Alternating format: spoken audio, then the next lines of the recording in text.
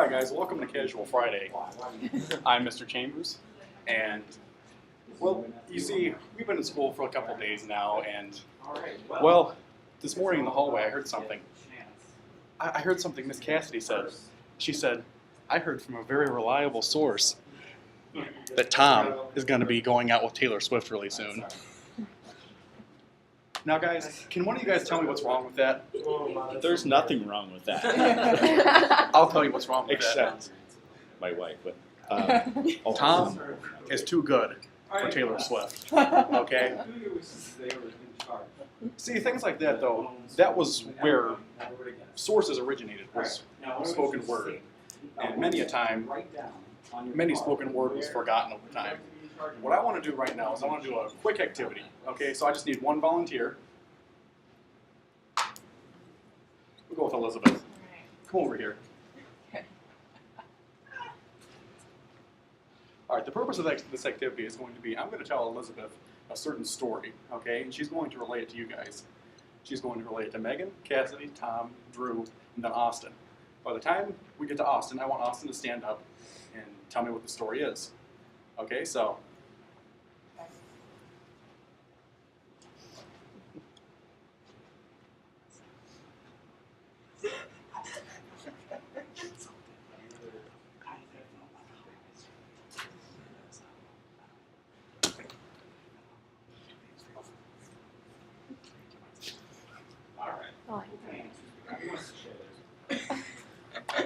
Go ahead and relay it.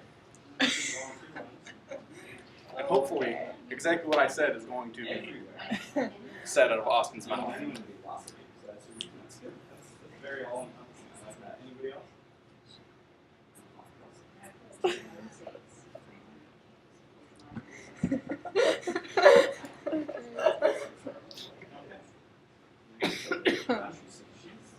Well, not as big as Sandy. Sandy wants everything. We're all in school. Slightly smaller. Brilliant.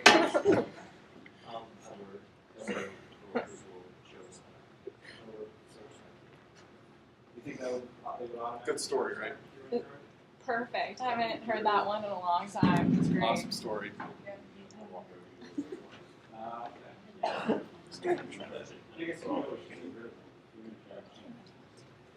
Okay, well now. I think once Austin has finished giving his version of the story, can you please repeat the? Oh, I will definitely repeat exactly what it I was. really want to hear that again. Sure, not a problem. I can't even remember it. All right, you go ahead. Tell Austin. I was going to change it anyways, but All right, Austin. What was the story that I told Elizabeth? Or maybe just Stop, collaborate, listen. Now, as we can see, the story I told you is nothing like the story I just. Let's just say that word of spoken mouth can definitely get changed from one end of the table to the next. The story I told Elizabeth was, all right, stop, collaborate, and listen. Ice is back with my brand new invention. Something grabs a hold of me tightly, flow like a hawk, dealing and Natalie. Would it ever stop? Oh, I don't know. Turn off the lights, and I'll glow to the extremes. I rock a mic like a vandal, light up the stage, and waste a chunk like a candle. Shows my age a little bit. All right, but let's go in a little bit of a time machine. We're in the year 1492. Spoken stories aren't, well, they're still relevant, but they're starting to lose a little bit of the relevance because we have the invention of the printing press. That's right, guys. With the invention of the printing press, literature such as the Bible, history books, biographies, we're starting to just come into a little bit more fruition. They're starting to gain a little bit more relevance in society, okay? So with more books being produced, more people had access to literature, more people had access to learning. Okay, so from what we had noticed in the beginning, many stories have been lost throughout time because of spoken word. But with the addition of the printing press to society, we would be able to, in essence, be able to preserve literature, preserve stories for much longer periods of time. Now, do you guys think there might be a little something wrong with literature from so long ago? Or are you guys going to try to create? Tom? it's not the same as today. Right. A lot of different language, a lot of different, it's just very different. Well, we're going to go a little bit further into the future, okay, to the digital age. Now we're able to preserve many sources, okay, for what I know, in a limited period of time. Now, being able to preserve sources for a limited period of time, you know, many documents aren't going to be burned, or lost, or forgotten. We're going to be able to keep and maintain with the times that we're currently living in. So what I want to do a little bit today is I'm going to discuss with you guys a little bit about what a good source is, a little bit about what a bad source is, and what to look for when using web sources. So the title of today's lesson is going to be Quality Sources on the Web, the Student Guide to Success. And what we do if somebody in the class resists or speaks out against your leadership in the class, and they want to get rid of you, what you guys ever deal with that? Okay. Shut down. One of the first things I want to talk about is what makes a good source. These are questions to ask yourself. Who wrote it? Now, when determining who wrote a source, we want to be able to tell how valid a source might be, and that means how good a source is going to be. Now, if you want to read a book on Abraham Lincoln, you're more than likely going to ask a historian who specializes in Abraham Lincoln. Now, you're probably not going to ask your Uncle Jim, who doesn't know anything about history and is a science professor at a local university, or something like that. Just because you want to ask people who have expertise on things. Now, we're going to get into it a little bit more later, but many people have things such as personal websites that tell their opinions on certain things. Once again, these are not going to be good sources to use, but we'll talk about that when we get there. Okay, another question we want to ask ourselves is, why was it written? The purpose of any kind of literature, any kind of source, anything, especially when you're using U.S. history, which is what we're going to be using in our class, you have to understand why a source was written specifically. Was it for entertainment purposes? Was it for educational purposes? Was it for purposes other than that? That is something that's very important. You have to know when using a source, especially a good quality source. When was it written? Now, many a time, you're going to want sources, especially primary sources, they're going to be written around the time when an event occurred or from a person that was there when an event occurred. Many secondary sources may have the same information, or a collection of the same information, but they're not going to be telling the exact same thing that the person who was there, who saw the story, will be telling, unless it is relayed from that person. Then it'll be primary, secondary source. Okay?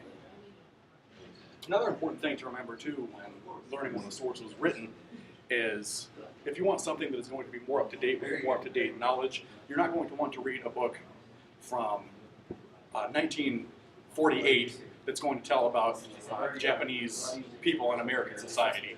Obviously, because if we notice in 1948, it was right after World War II, we're going to see some certain things about much discrimination, bigotry toward Japanese people in America. So it'll be important to know that if you want to talk about modern Japanese American society, we're probably going to be using sources from the 2000s to the 2010s. Where has the information been published previously? What we're going to be looking for, especially in school reports, is information that is published within academic journals, okay, or encyclopedias, books, university websites. These are going to be positive, good sources. Now, if you go on like cracked.com, which is one of my favorite websites, but it has many different stories about certain things and many opinions about certain things, but you can't hold those truths to be self-evident. How is the information organized and presented? Information, you can go to a website that has the best information in the world, but if you can't interpret how you're supposed to read that information, then how are you supposed to use the source? If it's all over the place, it's not organized and presented in a very good manner, what are you going to do? What are you guys going to do if what you're looking at you can't interpret or understand? Any one of you guys? Use it. Of course, you want to use it. Exactly. So that is very important to understand. Now, the internet and doing schoolwork. Once again, when you use the internet, which is one of the greatest sources we have, we're very blessed to have the internet in our repertoire, just because basically information that would take hours and hours and hours in the library long ago could just take us a couple seconds, a couple minutes to research now. And you can literally use it for any subject. math, social studies, science, English, anything. I mean, if you want to learn how to do an equation, your teacher didn't really explain it well enough, there's many websites that can explain to you, hey, this is how you should do it, or easier ways to do it. Same thing with history classes, science classes, the same thing. And using the internet can often net us the specific results we want much faster than a library book catalog. We've talked about this a little bit. Using the library is kind of, well, you can find out many great things, but as ninth graders, you guys probably don't care about going and spending 13, 14 hours in the library researching for something. You know, when you're doing a project on Abraham Lincoln, you probably just want to go on the internet and say, okay, this is what I'm looking for, this is what I want, and you don't want to go through the rest of the stuff that's in the books. The web is home to many good sources, as I've talked about. And is the web also home to bad sources? That's something else I've talked about a little bit too. The internet, the good, the bad, the ugly. This picture, Abraham Lincoln represents the internet.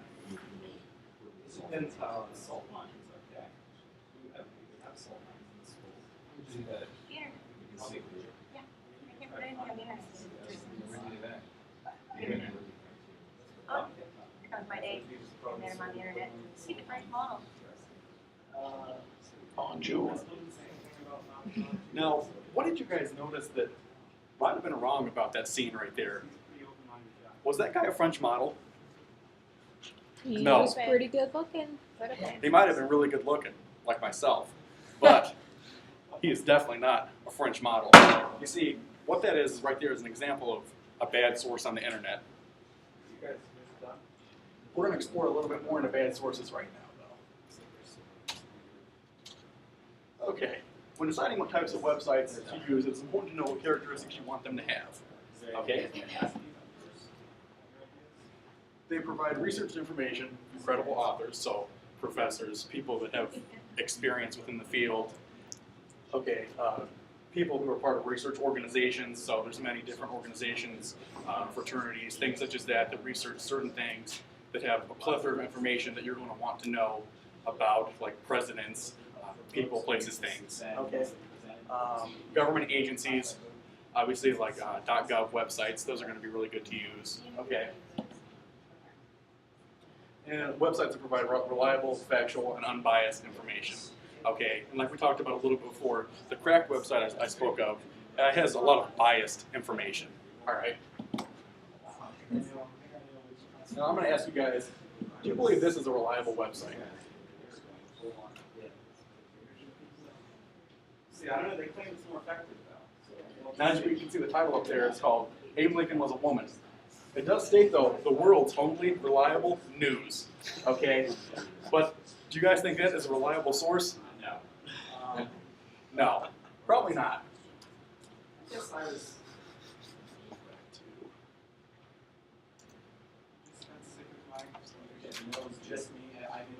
What we're going to be looking for when we're looking for credible websites to use, especially within the class that we're going to be doing the next couple of days, we're going to discuss .edu, .gov, and .org websites, okay? Because those are going to be some of the most reliable websites that have some of the most reliable information for really anything. You know, like I said, history, mathematics, science, English, foreign languages. So that'll be really good, you know, to use things such as that. Now, is this a reliable website? Okay, it's from the U.S. History Organization. Right now, it's talking about politics and transition, public conflict in the 1790s. It's been researched by professors, people that have experience in the field, history teachers. So do you think this would be a good website to use? I would probably say so.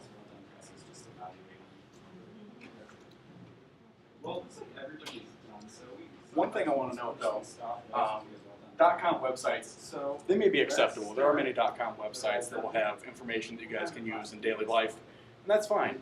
But if you want to use them within a classroom setting, always ask your teacher to approve those websites. And number two, I know I didn't speak about .org websites being good, but do not use Wikipedia. It's open for public editing, and there's a lot of unfactual information on there, a lot of things that aren't researched. They're just things that maybe people put in there and editors didn't catch. So don't ever use Wikipedia. So the responsibility would all be all in your head. Okay. Bad online sources to use for research. When we're talking about online research, Obviously, I don't want you guys to ever use blogs, just because those are going to provide a lot of information that you guys might interpret to be true, but it might be someone's opinion. And opinionated information, especially on academic reports, anything you may use in college, later grades, the stuff that will not be good things to use, okay?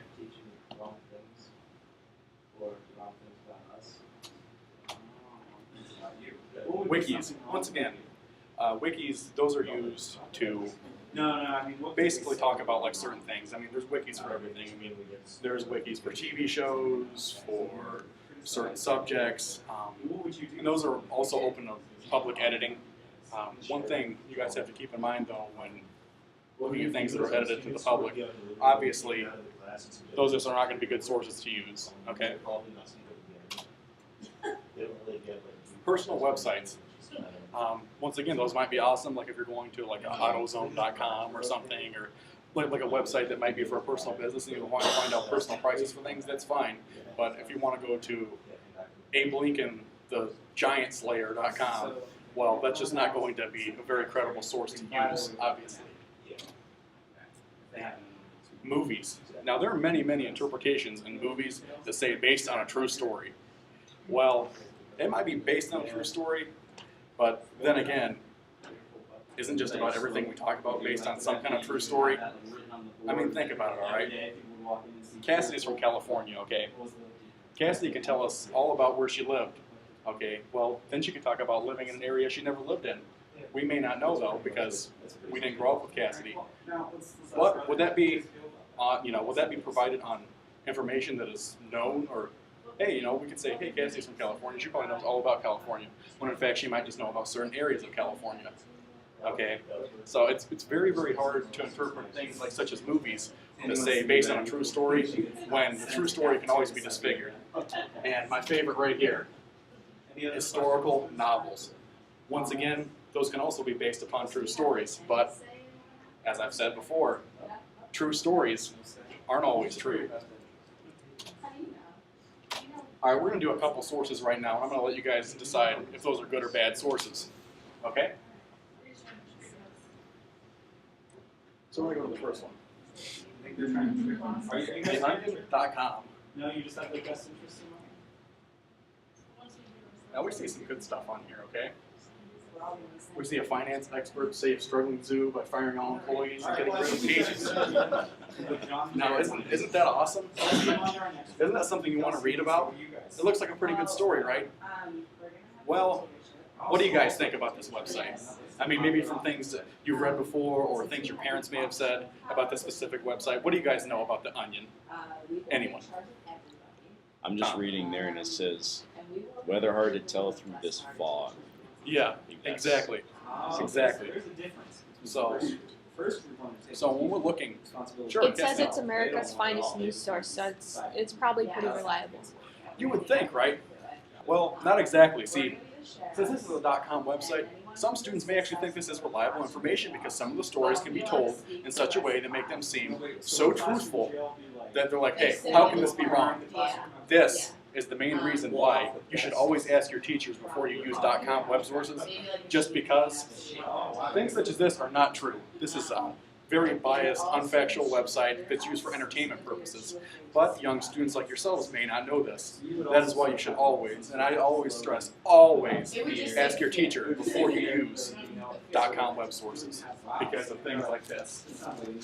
Okay, we're going to go to the next source. Satirical? What was that? Isn't the website satirical?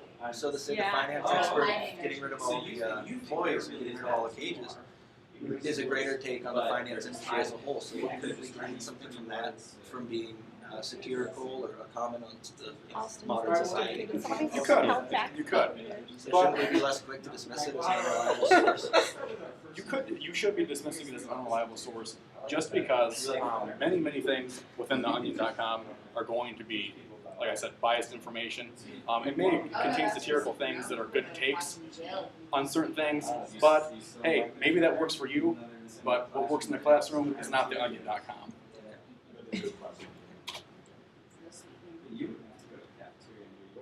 We go to the next, good or bad. Okay, we have Lincoln's biography from Lincoln Library. Okay, It's by, the source is by R.D. Monroe, who has a PhD, which means he's a history professor. He's probably done a lot of research in this field. Now, do you guys think this would be a good web source to use on a high school report or a college report? So, you know, if you decide you want. I would say it'd probably be a pretty good research source to use, just because this guy who teaches history at this specific college has done a lot of research on Abraham Lincoln. He's written a book about Abraham Lincoln. Megan, Yo, couldn't I put my name there and then PhD after my name? you could, but one thing we notice about this is this is a .edu website. Okay.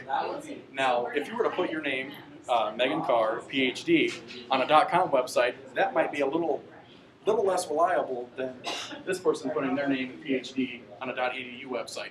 This signifies this is an educational website, and that this person is has a lot of experience in the field, and they know exactly what they're talking about. They've written many books on it and many web sources.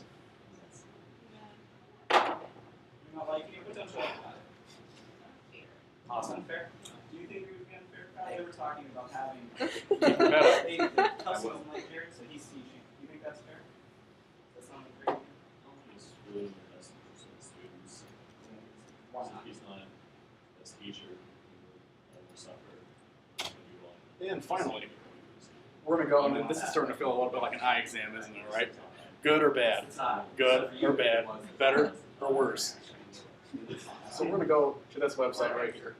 Okay, did anybody else have any comments? All right. Think about this number 2? We have an article about James Madison on wikipedia.org. Okay, it states his birth date, correct death date, a lot of very good information. But class, why shouldn't we be using this specific source? Anyone. Because it could have been edited by anyone. Right. And remember guys, wikis, Wikipedias, personal blogs, .com websites can always be edited by anyone. You're not going to find that in a whole lot of .org websites, but you will, especially like Wikipedias. But .edu websites, .gov websites, those are going to contain a lot of factual research-based information done by government agencies and schools. Okay? Like, since you guys started democracy, would you get the overriding vote? So you guys would win, or would you have some other? Okay, and then when exploring websites such as The Onion, we've talked about this a little bit. It's always best to ask your teacher before using a website such as this, and many a time the website may contain information that might be a little bit biased, but is very factual and true, like Austin said. But it's always best just to ask your teacher ahead of time before using websites such as theonion.com, just because satire that might be true might contain some biased information that would not be good. And trust me, your future high school teachers, English teachers especially, they're not going to want you using theonion.com as a resource for anything that they're going to be doing.